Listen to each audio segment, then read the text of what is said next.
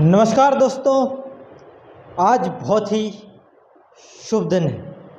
आज 14 अप्रैल है, अंबेडकर जी की 132वीं जयंती है। तो मैं उनके बारे में दो लाइन बोलना चाहूँगा कि आज दिन है बड़ा महान, सूरज बनकर चमका एक इंसान, कर गए हम सबके भले का काम और बना गए हमारे लिए एक देश का संविधान। इसी के साथ हम चर्चा करते हैं उनके कुछ परिचय के बारे में और हम बात करते हैं कि संविधान सभा में आने के लिए उन्हें कितनी दिक्कतों से गुजरना पड़ा, उन्हें कितनी प्रॉब्लम हुई, उनकी कितनी समस्याएं हुई। खासकर उनके जीवन में समस्याएं तो शुरू से ही हुई। उनकी सबसे बड़ी समस्या तो दलित समाज में पैदा ही होना था। दलित तो खूब होते हैं, लेकिन वो तो उन दलितों में से थे जिनका समाज में नीची जाति, जिनको ऐसे घिनौनेपन से देखा जाता था उस पुराने समय में।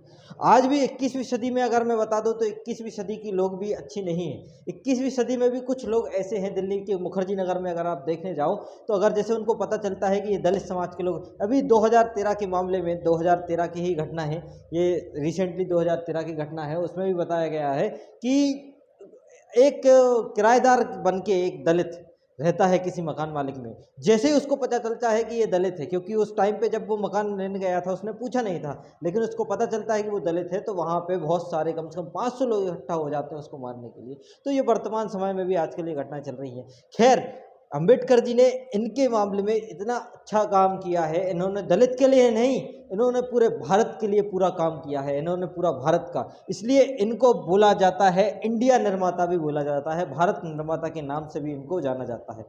भारत रत्न श्री बी.आर. अम्बेडकर, डॉक्टर बी.आर. अम्बेडकर जी का जो जन्म हुआ था, वो जन्म हुआ था 14 अप्रैल 1891 को उनका जन्म हुआ था। अब बात करते हैं कि इनको संविधान का पितामह क्यों बोला जाता है। कायदे की बात यह है कि इनको जो भारत रत्न मिला था, ये दुख की बात है थोड़ी सी कि भारत रत्न इनको मरणोपरांत मिला था, जबकि इनने अपने जीते जी इतना अच्छा कार्य किया था, तो उनको जीते जी भारत रत्न दिया जाना चाहिए। ठीक है, कोई बात नहीं, लेकिन इनको भारत रत्न से सम्मानित किया गया, इसलिए इसे विश्व रत्न, भारत रत्न की उपाधि मिली है अम्बेडकर जी को। अगर मैं इनकी इंट्रोडक्शन फैक्ट के बारे में बात करूं, थोड़ा इनका फैक्ट जान लेते हैं कि जो सबको पता है वही चीज़ मैं बताऊंगा, कोई स्पेशल चीज़ नहीं बताऊंगा, लेकिन थोड़ी एक स्टोरी जरूर बताऊंगा कि इनकी एक स्टोरी जो शिक्षा प्राप्त करने की, बोला जाता है कि इनके पास 32 डिग्रियां थी, 4 पीएचडी वाले, एक ऐसे, आजकल लोग तो एक पीएचडी करने में कतराते हैं, एक डिग्री करने में कतराते हैं, लेकिन ये वो महान व्यक्ति थे जिन्हों के पास 32 डिग्री और 4 पीएचडी थी। चलिए इसी के साथ हम शुरुआत करते हैं थोड़े से इनके फैक्ट की, कि ऐसे महापुरुष का जो जन्म हुआ था, वो जन्म हुआ था 14 अप्रैल 1891 को। खास इनकी जो मृत्यु हुई थी 6 दिसंबर 1956 को। इतने कम टाइम में इनकी मृत्यु हो गई। खासकर देखा जाता है कि जो व्यक्ति बहुत ही अच्छे और महान काम करते हैं वो हमेशा कम ही जीते हैं।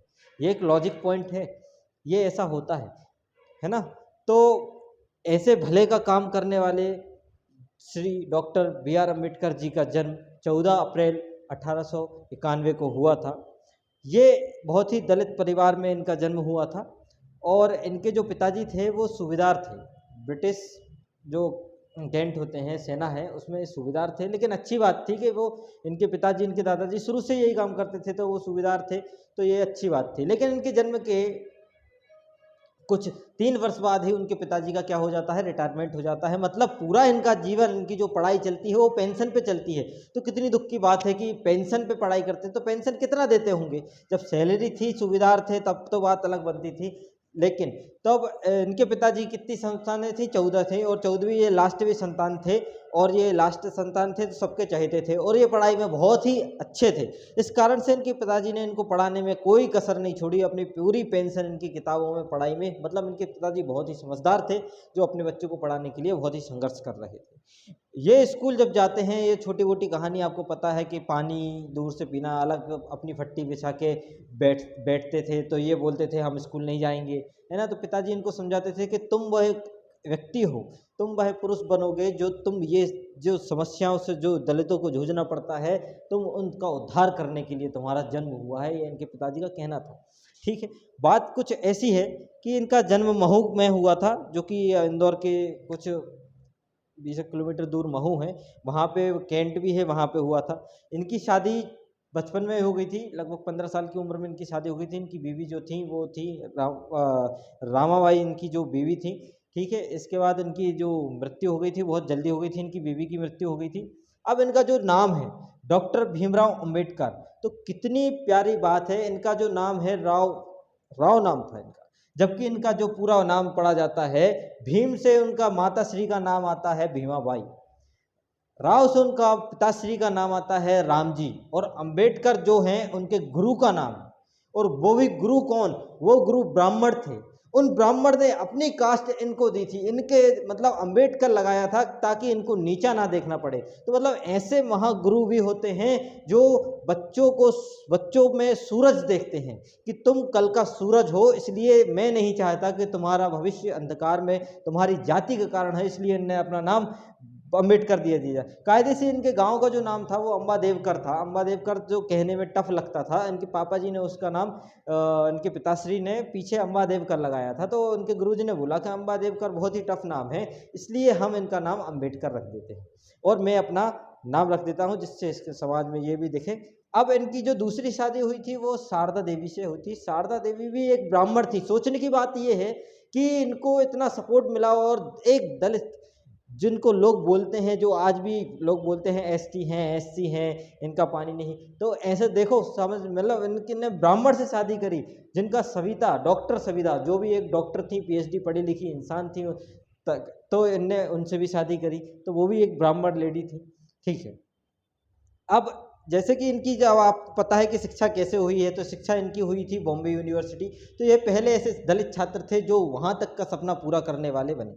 कायदे से इनका जो बॉम्बे यूनिवर्सिटी में जो पढ़े लिखे लोग थे वो भी ऐसी मेंटेलिटी रखते थे, इनको अलग बैठना पड़ता था, है ना। तो इनको पढ़ाई के लिए लाइब्रेरी में नहीं घुसने दिया जाता था, कि लाइब्रेरी में नहीं, इनको संस्कृत विषय चाहिए था उस टाइम पे, संस्कृत विषय। लेकिन इनको बोला कि संस्कृत तो ब्राह्मणों का, ब्राह्मण पढ़ने का अधिकार है, तो आप संस्कृत नहीं पढ़ सकते। इस टाइप से इनको प्रॉब्लम फेस करनी पड़ी। तो इन्होंने 9 भाषाओं का ज्ञान लिया, इन लोगों ने पश्चिमी लैंग्वेज पढ़नी पड़ी, ये तो इनको 9 भाषाओं का ज्ञान, कायदे से ये एक तरीके से अच्छा है। अगर प्रॉब्लम थी तो इन्होंने इतने इतने महान हस्ती बनने का इनको मौका मिला, इनको कर गुजरने का मौका मिला।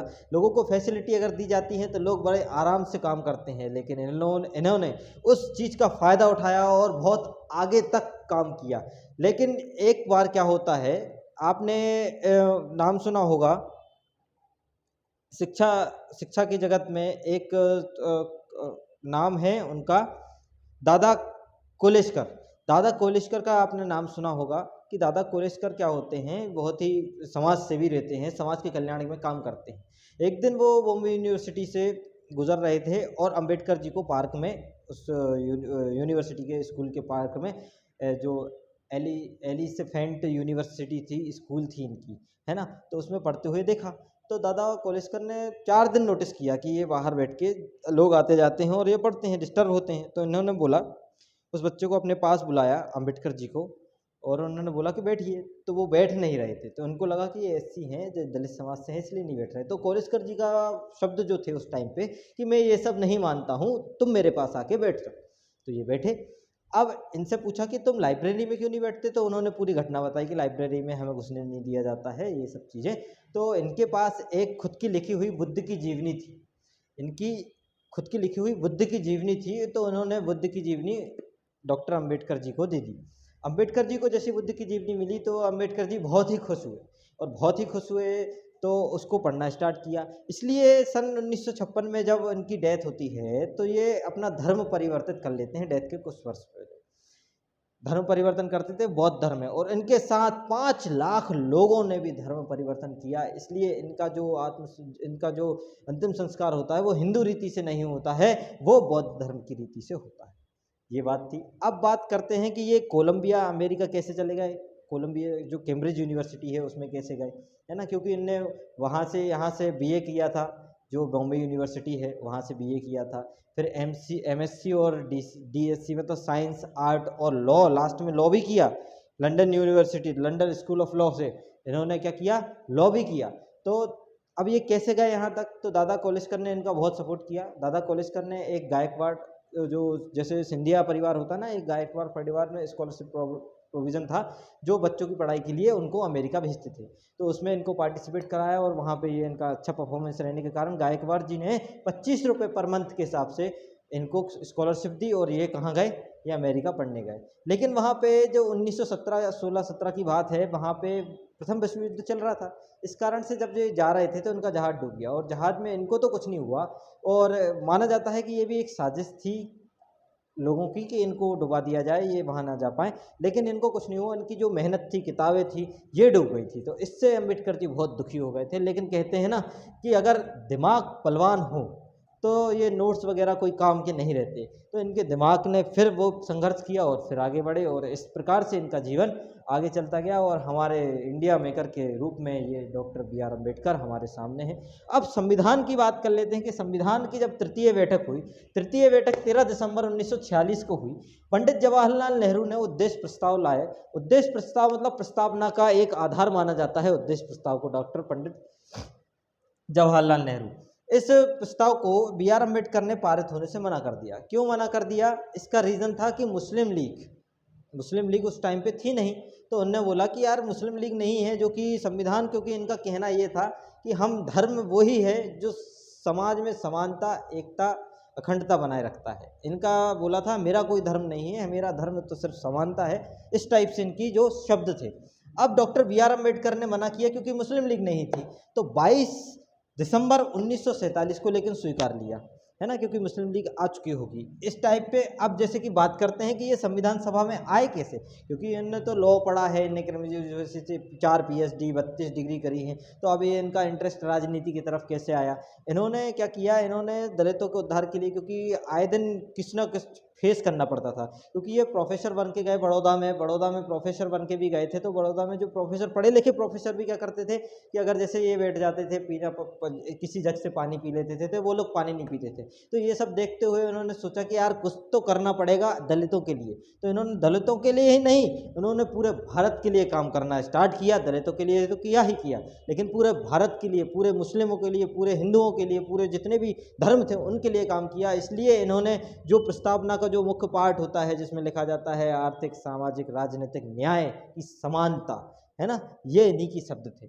अब जैसे कि बॉम्बे में पहले, सबसे पहले इन्होंने चुनाव कहाँ से लड़ा? बॉम्बे में लड़ा, क्योंकि पढ़ाई वहाँ से स्टार्ट हुई थी। लेकिन बॉम्बे में चुनाव लड़ते हैं तो वो हार जाते हैं, चुनाव हार जाते हैं। इसके बाद मुस्लिम लीग इनका बहुत सपोर्ट करता है।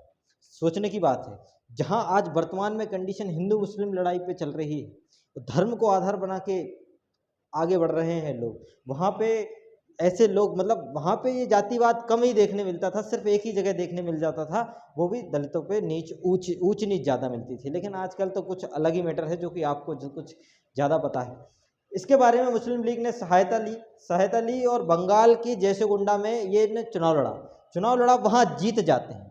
लेकिन दुख की बात सिर्फ इतनी है कि ये जैसे ही चुनाव जीतते हैं और आ जाता है बंगाल का विभाजन, क्योंकि 1947 आ जाता है, बंगाल का विभाजन होता है। तो बंगाल 2 भागों में बंटता है, एक पूर्वी बंगाल, पश्चिमी बंगाल। और जो बंगाल जो रहता है वो पाक में चला जाता है, और जो पाक में जो पार्ट जाता है वो वही पार्ट है जिससे ये डॉक्टर बी आर अम्बेडकर जैसेगुंडा में चुनाव लड़े थे। ठीक है, तो अब क्या हो, अब प्रॉब्लम ये हो गई कि भैया जैसे तैसे तो वो संविधान सभा में आए जैसेगुंडा के थ्रू, लेकिन वो सीट ही खत्म हो गई, क्योंकि सीट खत्म करना था ना, कि नहीं तो पाक में चले जाता। अब काम कर रहे थे वो संविधान सभा के लिए और वो सीट ही खत्म हो गई। अब प्रॉब्लम आई, उस टाइम पे जो संविधान के सलाहकार थे वो BN राव थे।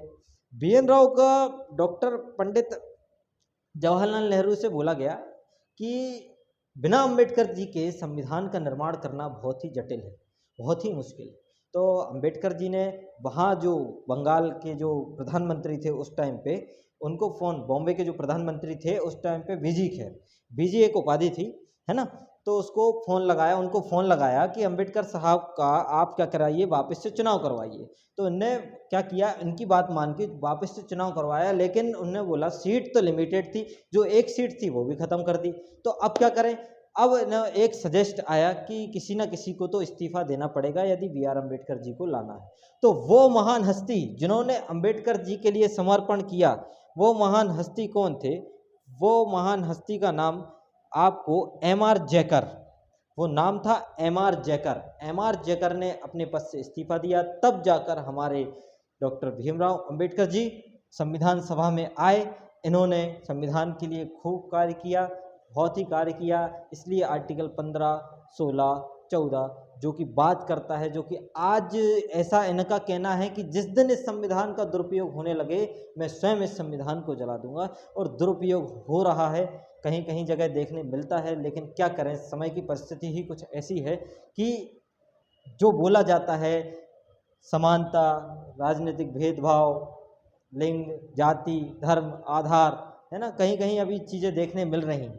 ठीक है, तो ये हमारे डॉक्टर भीमराव अंबेडकर जी की छोटी सी कहानी थी। आपको बहुत ही शुभकामनाएं डॉक्टर भीमराव अंबेडकर जयंती की। आप सभी को धन्यवाद। मुझे भी आप आशीर्वाद बनाए रखना। इसी के साथ नमस्कार, धन्यवाद, शुक्रिया। जुड़े रहिए ड्रीम जुडिशरी इंदौर के साथ।